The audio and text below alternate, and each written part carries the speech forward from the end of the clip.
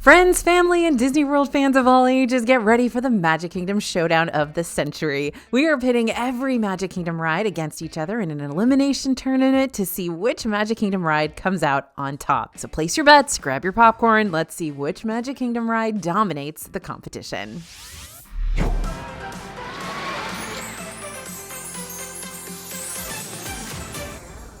Hey everybody, it's AJ for Disney Food Blog. Today we are matching Magic Kingdom rides against each other to determine the best of them all. Our ultimate goal today is showcasing all the pros and cons for each ride around the park to see who wins. We're going to do that based on 3 specific categories. How well does the ride tell a story? How hard does the Imagineering go? And how does it factor into Magic Kingdom being a must-see vacation spot? Now, disclaimer, in today's competition, rides are classified as things that move and have one designated loading area. So the Walt Disney World Railroad, the Main Street vehicles, and the Carousel of Progress are not featured in our tournament. Let's get ready.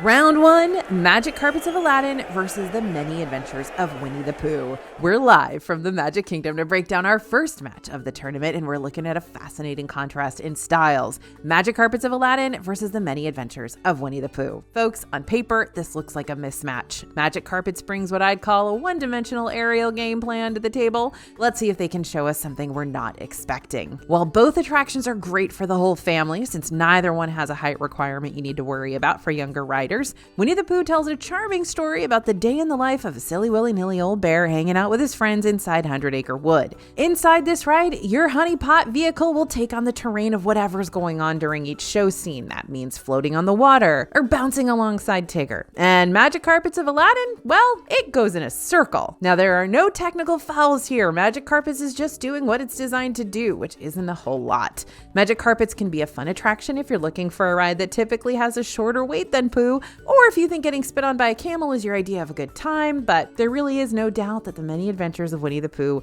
is going to be moving forward in today's competition.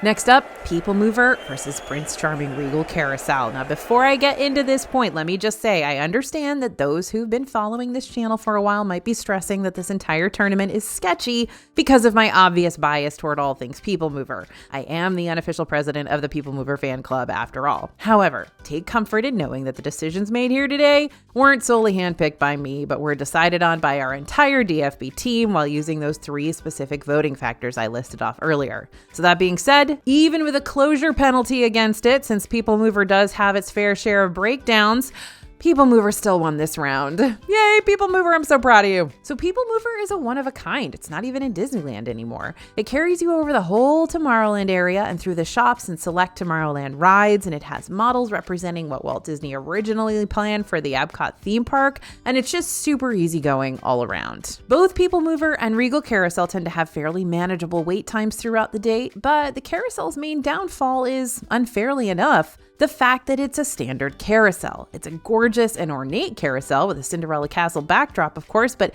at the end of the day, it's still just a carousel. People Mover, on the other hand, is a Magic Kingdom icon. Let's roll into our next bracket matchup, the Mad Tea Party versus Tomorrowland Speedway. Talk about a clash of controversial competitors. 2 rides with loyal fan bases, but equally passionate detractors. Both rides have their obvious faults. Not everyone's stomachs are going to be able to handle the constant spinning on Mad Tea Party, but at the same time, not everyone's going to be super thrilled by a go-kart track that's fairly controlled and only has you making 1 lap around the course. And to be fair, even though it's fairly controlled, if you are riding with a toddler who's driving, you will still get whiplash, I promise you. It doesn't matter what you do. So we really have to rely on the Imagineering category for this one, which is why Mad Tea Party is the winner for this round. Tomorrowland Speedway honestly doesn't have a whole lot of standout theming beyond being a track with cars, which kids are gonna love if they're big into like NASCAR or the movie cars. After all, this is one of the few go-kart-like vehicles out there that kids 32 inches and taller will actually be able to drive themselves. However, there's no denying that the Mad Tea Party's theming is cute and creative with its Alice in Wonderland inspired paint job and soundtrack and little dormouse that pops up out of the giant tea kettle every so often.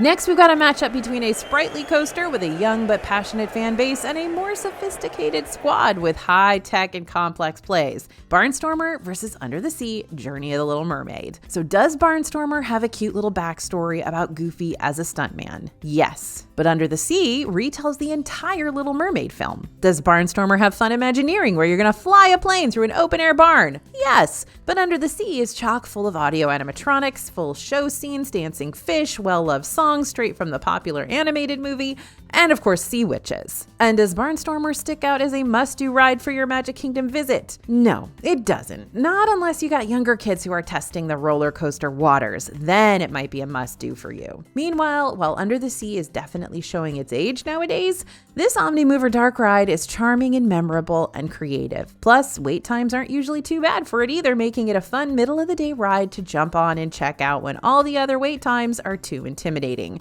Plus, and let me underscore this, like twice, it has air conditioning. We're witnessing a divisional rivalry straight out of Tomorrowland, where Buzz Lightyear's Space Ranger Spin brings its interactive scoring system against the high-altitude veteran Astro Orbiter.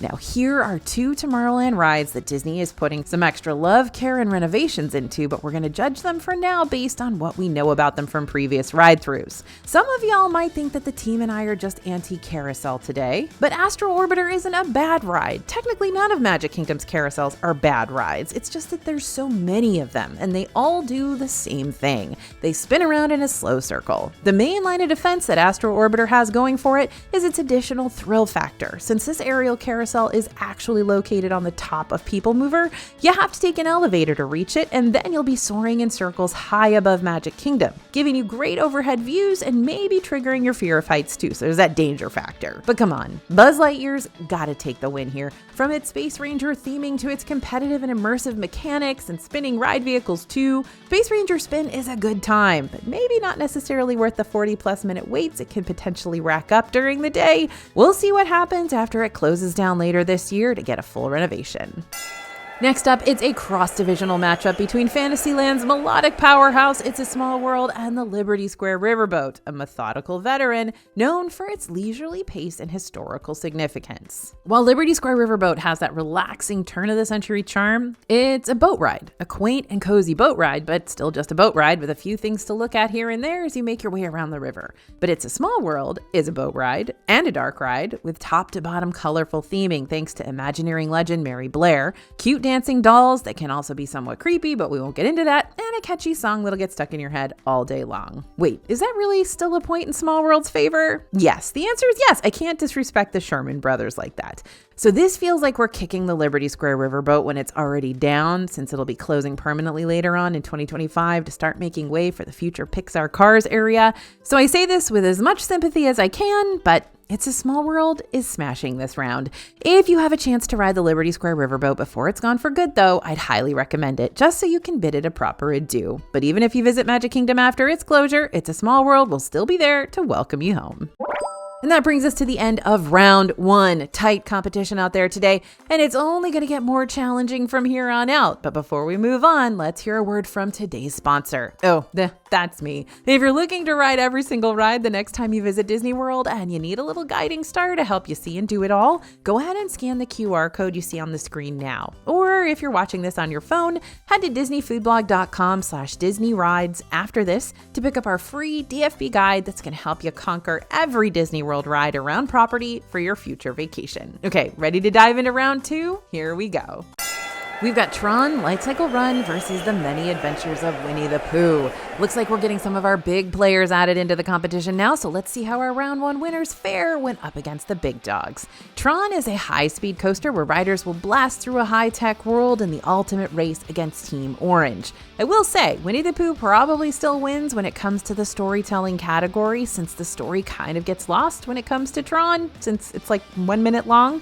There's also something to be said about Winnie the Pooh being a more family family-friendly attraction overall, while only those who are 48 inches or taller are going to be able to get on their own light cycles. However, when you see those wait times start racking up for Tron, you know just how big of a priority this ride actually is for everyone in Magic Kingdom. Not only has Tron been built to feel like you're actually riding your own light cycle, but the soundtrack, the lighting effects, especially at night, and the super smooth track make this a must-see for many. Sure, it's a very short ride, but it's a thrilling one regardless. It's also still highly accessible for folks who may not feel comfortable or who are physically unable to ride the coaster like a bike. Select trains have been equipped with standard coaster seating to accommodate more riders and make sure that everyone who wants to race against the grid can. Unfortunately, it looks like Winnie the Pooh is going to have to bow out of the competition now. They put up a good fight, but the young rookie just has too much spring in its step. Here we go. We have made it to one of the truly controversial, down to the brass tacks of the situation matchups, Pirates of the Caribbean versus Haunted Mansion. Now, I have to say something. This was by far the most debated and split down the middle face-off for the whole DFB team in this entire competition. We had long conversations about who should win this one, Pirates of the Caribbean in Adventureland or Haunted Mansion in Liberty Square, because both of these dark rides triumph in all three categories. They both tell great and original stories. They're both jam-packed with wall-to-wall Imagineering, from the animatronics to the musical scores to the sets. It's all classic, and they're both key reasons why people want to visit Magic Kingdom. People want to experience or re-experience these classic attractions, and they want their kids to see them as well. So, as I reveal the winner, I want you all to know this wasn't easy for any of us, and I'm sorry if I'm breaking anyone's heart, but here's the breakdown. There is so much to love about Pirates of the Caribbean, from the classic and new updated animatronics to the immersive atmosphere to the little drop at the very beginning leading right into that massive ship scene to the smell. Gotta love a good whiff of pirates. And this attraction is so popular that Disney's creating a whole tavern extending the ride's storyline. So you know people love this one. But people also love Haunted Mansion. It's got the stretching room pre-show. It's got impressive special effects. Hello ballroom scene. It's got the Doom Buggy ride vehicles that are able to respond to the ride scene you're currently in, making you feel more like you're one of the 999 happy haunts. Plus, I don't know, maybe it's just me, Haunted Mansion makes me feel like I'm escaping from the crowds of the parks. When I'm in Pirates of the Caribbean, I'm in a big boat with a bunch of strangers, but in Haunted Mansion, I'm in my own little clamshell of a Doom Buggy, and I don't know, it just gives me respite. Now, families might still prefer Pirates if they've got little ones in their group who are apprehensive about riding a dark ride that solely revolves around ghosts. But we're still giving the win to Haunted Mansion today because, well, we're currently being haunted by hitchhiking ghosts who followed us home, and they told us we had to choose Haunted Mansion as the winner or else. I'm just kidding. Help me. I am fearing for my beloved People Mover as it advances to face some stiff competition that really ticks the boxes. We are now at the matchup of Seven Dwarfs Mine Train versus People Mover. So during the family-style coaster, Seven Dwarfs Mine Train, you get to join the Seven Dwarfs during a hard day at the office, aka inside the mine where a million diamonds shine. As your mine car gently sways side to side around the track, you'll eventually be led into the mine itself, where you'll see all seven dwarfs digging away before it's off home they go, back to see their friend Snow White and have a little dance party to celebrate yet another successful workday. Not only is this a coaster, but it's a coaster with animatronics and a coaster that celebrates the first ever Disney animated film. And if I'm being real with myself, most people out there are going to be a lot more disappointed if they miss out on riding Seven Dwarfs Mine Train than if they miss riding the People Mover. Let the record show that I am upset with the outcome of this face-off because it means People Mover's time in the competition is now over, but People Mover deserves so much more love than getting kicked out before round 3. The People Mover is still the GOAT in my heart, but Seven Dwarfs Mine Train wins this round.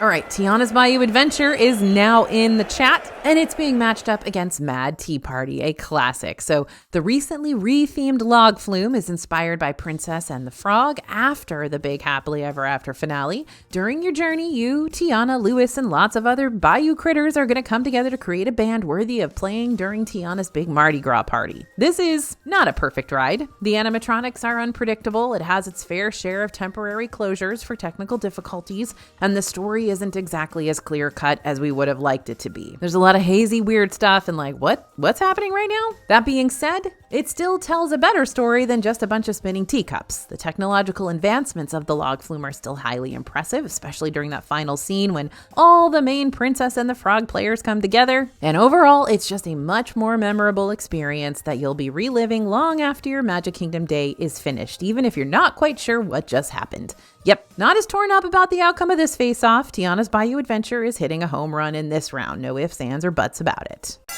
Our next two competitors are both dark rides in the technical sense, but the team from Tomorrowland is really taking the term to the next level. It's time for the Little Mermaid to face Space Mountain. And while Under the Sea might have already dominated over one Magic Kingdom coaster in today's competition, can it keep pulling off the upsets? Under the Sea still has a stronger storytelling aspect to it than Space Mountain does, but Space Mountain has mastered the art of thrills without any major coaster launches or upside-down loop-de-loops. It's just bunny hills and sharp turns and catchy intergalactic soundtrack and a lot of going wee while you ride in near complete darkness. Sure, Space Mountain can sometimes make you feel like a rag doll being tossed every which direction, and yes, those ride vehicles can be real awkward to get in and out of, but Space Mountain is just iconically Disney World and more of a bucket list attraction for many than Under the Sea. So the winner here is Space Mountain. Oh, here comes AJ with her absolute hatred of all things carousel. I promise you I'm not a carousel hater. Please don't spread that rumor around. In fact, if I were to recommend riding just one carousel type ride in Magic Kingdom, I would recommend Dumbo the Flying Elephant. It's a classic after all. Not to mention, it's got a really fun interactive play place inside its queue line for kids to kill time while they're waiting in line, as long as it's not under construction, that is. But my friends, hear me out now. Jungle Cruise is a grand slam. Instead of just taking you around in a few circles and calling it good, Jungle Cruise has you boarding a boat with your own live skipper narrator who's going to tell you the punny jokes as you float by lots of animatronic animals, as well as the backside of water. And if you want to expand on the story of your Jungle Cruise adventure, you can always book a table over at Skipper Canteen for adventurous eats and even more skipper puns from your servers. Dumbo, you're a cutie, but the elephants over in the Jungle Cruise are winning this round. The play and rides from round one have not been holding up well. Can Buzz Lightyear kick the trend against Big Thunder Mountain Railroad? So at the time of this video's release, Big Thunder is actually undergoing some major renovations that'll keep it closed until 2026. But then again, Space Ranger Spin will be closing in August for its major renovations and won't be reopening until 2026 either. So I think these are both solid options for a good old showdown. Again, we're comparing both rides by how we remember them pre-renovations. But even after renovations, something tells me we'd still be going for the coaster over the spin. No offense, Buzz. This Haunted Mine train coaster is a classic. It's thrilling without being too intense, though you're still going to need to brace yourself for those sudden turns. It's an extensive coaster, so waiting for it does feel more worthwhile, and it's got an original storyline attached, which you can learn more about during your wait in the queue. According to the Disney website and Imagineering lore, after gold was first discovered here in the 1850s, eerie things began to happen. Trains would take off and race through tunnels by themselves. But this isn't so spooky that kids aren't going to want to ride it. The haunted factor of this attraction really isn't the main takeaway. Big Thunder is more of a fun, mine-car coaster that even those who are less coaster inclined might feel like riding again. And don't forget, Big Thunder Mountain is proven to shake free your kidney stones, and I think that deserves it a win all alone, right? Right. Winner, Big Thunder. Another divisional rivalry, Peter Pan's Flight and It's a Small World actually have a lot in common. They're both Fantasyland dark rides for starters. In fact, they're literally right across from each other. They're both OG attractions for Magic Kingdom, and they're both super family friendly, open for all riders, all ages. But who's going to be moving on in today's competition? It's a Small World delivers a message about how, in the grand scheme of things, we're not all that different from one another, so we should all just get along. An important message. Peter Pan's Flight retells the classic Disney animated story, taking you across London and into Neverland for a fantastical escape in a world inhabited by mermaids and pirates and our favorite sassy pixie. There's no denying that the artistry of Mary Blair featured throughout It's a Small World will always be impressive, but there's just something about Peter Pan's Flight that scratches a certain innovative itch. From its unique track layout, making you feel like your pirate ship is actually flying over each scene, to the vibrant paint job that makes all the colors pop against the low light, to even this most interactive queue, Peter Pan is flying on ahead past It's a Small World in a desperate attempt to take home the gold today. Well, folks, it looks like once again a round 1 winner is taking a nosedive because Peter Pan's flight is going to mosey on into round 3 with its head held high. And just like that, we are entering round 3 after these commercial messages. Oh wait, that's me again. If you're looking to support your #1 theme park ride throughout your next Disney World vacation, why not sport it loud and proud during your trip? Over on dfbstore.com, we got tons of Disney World inspired ride t-shirts and sweatshirts and all kinds of cool stuff influenced by attractions like Big Thunder Mountain, Peter Pan's Flight, Mad Tea Party, and more. And the best part about these is that they're customizable. For each design, you can pick your preferred cut and color and size to make sure it's the right style and fit for you. Okay, commercial break over. Now it's time to make some really tough decisions. All right, Tron Light Cycle Run versus Haunted Mansion. Yep, first big hard decision.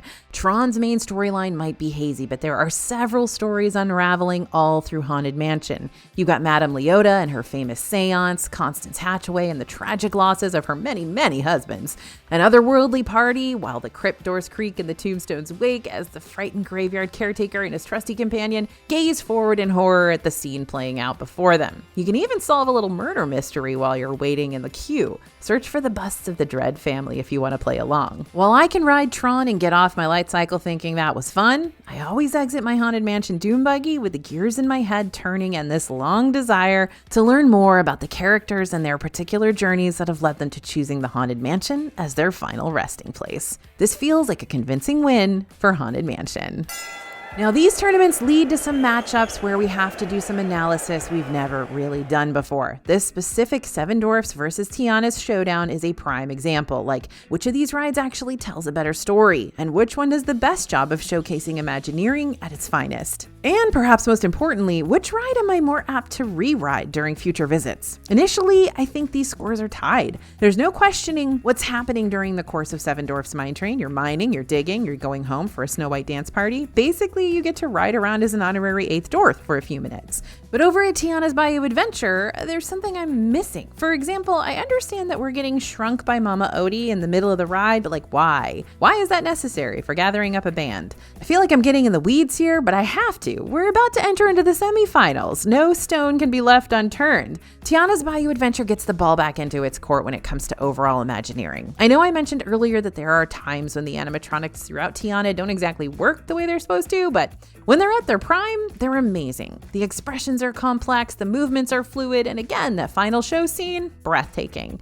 Seven Dwarfs Mine Train has animatronics that are fairly impressive as well, but these use projection mapping for each face to create the dwarfs' various expressions, which can make them a little less lifelike and more like you're watching a lot of faces popping across multiple TV screens. So it really all comes down to one final question. If we had the choice to wait in a long line for Seven Dwarfs Mine Train or Tiana's Bayou Adventure, which would we choose? And I think the answer's gotta be Tiana's Bayou Adventure. It's a longer ride. It's 11 minutes with Seven Dwarfs at around 3 minutes, but there's always something new to look at around every corner. Tiana's is a combo of dark ride, water ride, and thrill ride, pulling it ahead in today's competition.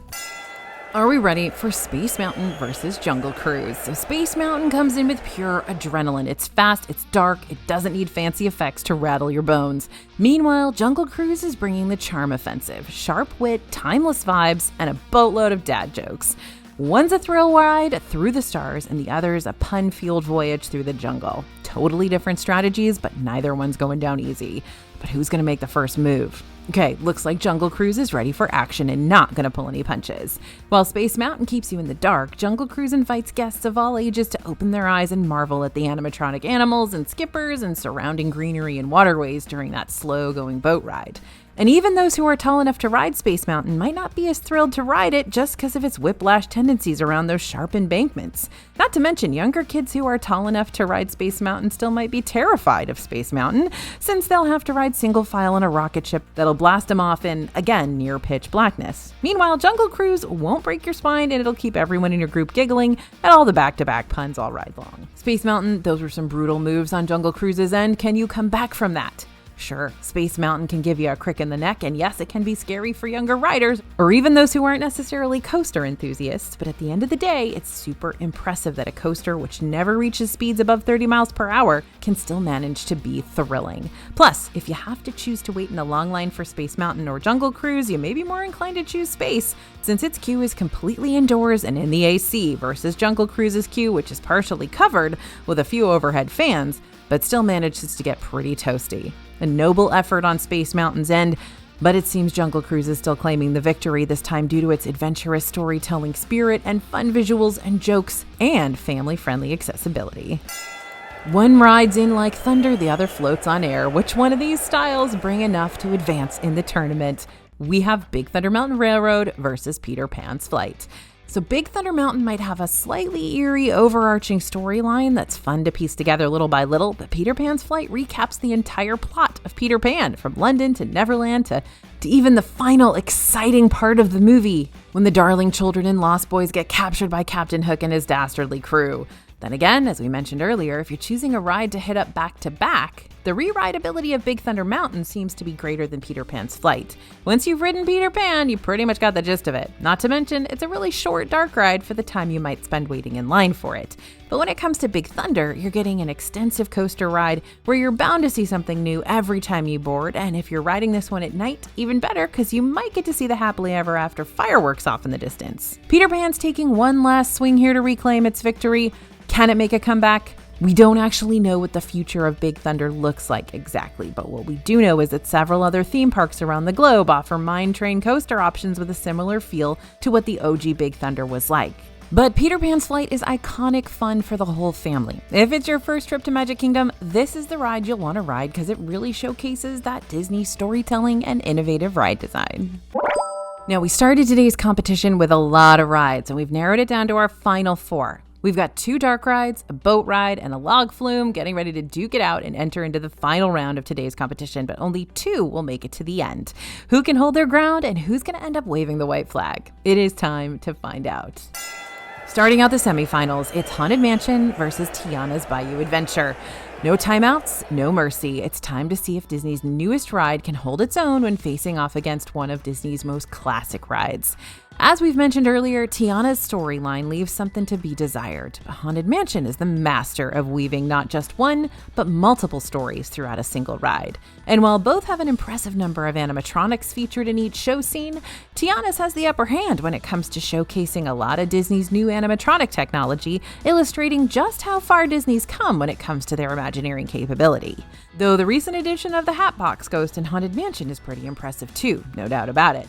So I am sweating, y'all. The competition is fierce out there, but I think if you look past the novelty of newness for Tiana's Bayou Adventure, Haunted Mansion still has the greater pull in its direction. It's got the suspense factor, it's got unique Doom Buggy ride systems, it's made for all ages, spookiness aside, and if one ride animatronic is broken on Haunted Mansion, it's not going to stick out like a sore thumb. Sorry, but Tiana can ruin that end of ride reveal if you catch her frozen and looking like me at any sort of social gathering. Not to mention, if you hit up Haunted Mansion at the end of the day, it's not going to leave you walking out of the park soaked. We got to look at practicalities here. Winner, Haunted Mansion. All right, both of these rides fought for their lives in the last round. Which one's going to be able to do that again? Jungle Cruise versus Peter Pan's Flight. So the way that both of these rides have been able to make it as far as they have in the competition is very similar. Both are made for all riders. Both are Magic Kingdom classics. Both show off the unique creativity of Disney Imagineers, and both are must-see attractions for a lot of folks. So how are we going to come up with a winner on this neck-to-neck race? Well, we can always turn to the queue line for starters. Peter Pan's Flight is a lot more fun and immersive thanks to Tinkerbell flittering about the children's nursery and the projection technology that brings your own shadow to life. You're also going to see more iconic characters featured throughout Peter Pan's Flight that kiddos might be more excited about seeing, and adults too. Then again, Jungle Cruise has animals and live cast member guides. However, if you're going to every single Disney World park and you have to skip one Magic Kingdom ride, I think the one we'd have to skip has to be Jungle Cruise. If you miss out on Peter Pan's Flight, you're not going to find another ride like it around the parks. But if you miss out on Jungle Cruise, well, you've always got Kilimanjaro Safaris to turn to in Animal Kingdom, which also has a real life cast member tour guide and real live animals out on the savannah too. Winner, Peter Pan's Flight. And now the moment you've all been waiting for. We have entered the final round. Despite the tough competition, the major upsets, and a few harrowing moments where these rides only scooted past by the skin of their teeth, they've made it here today and they should be proud of all they've accomplished. But enough with the mushy stuff, let's find out the winner once and for all. And I think we can do that after we lay out one important fact. Both Haunted Mansion and Peter Pan's Flight opened in 1971. Haunted Mansion was an opening day attraction for the park, while Peter Pan's Flight opened just a couple of days later. So if we were to travel back in time, which ride would have really stood out as more of a technological marvel at the time? Peter Pan's Flight had a lot going for it. Instead of a vehicle track that snaked across the ground, the track was suspended from the ceiling to create the illusion of your ship flying over each scene. The animatronics were stiff, but still animatronics regardless, so you weren't just flying over stationary mannequins. And the ride was straight up impressive, and it's easy to see why it's still just as popular with families as it was over 50 years ago. Not to mention, it's not as spooky scary, so pretty much anyone can ride it and not be worried. But Haunted Mansion was impressive too, and it's still impressive. There are over 100 animatronics featured throughout Haunted Mansion, and these all came together to create an entirely original storyline for Disney parks as a whole. Along with these animatronics, Imagineers also filled each ride scene with props and special effects that still make our jaws drop even now. While Peter Pan's Flight is a quick tour over a classic Disney animated film, clocking in at about 2 minutes, Haunted Mansion really draws out their bone-chilling experience in an 8 to 10 minute journey into the great beyond. And I know we've really harped on the concept of Haunted Mansion potentially being too scary for younger riders, and I'm still standing by that. But just for the record, Haunted Mansion is able to create that complicated sense of unease alongside humor without the use of gore or swearing or major jump scares. So even those who are a little more sensitive to frights, hi, it's me, I'm that person, they'll still enjoy escaping into their cozy little doom buggy and contacting the spirits beyond. So for those reasons, Haunted Mansion, you have won the title of Best Ride in Magic Kingdom. Give yourself a pat on the back, Mansion. You done good. You done real good. And that concludes today's broadcast, but we've still got more head-to-head Disney competitions in the works. Stay tuned for future brackets and more theme parks competitions, and be sure to check out our first bracket episode of this new series, where we aim to find the best Disney World hotel on property. You may be surprised by the outcome. Oh, and don't forget to pick up your free Ride Everything in Disney World guide over at disneyfoodblog.com/DisneyRides, so we can send that to your email super quick. Thanks for listening, everyone, and thanks for watching. As always, this is AJ for Disney Food Blog, and we'll see you real soon.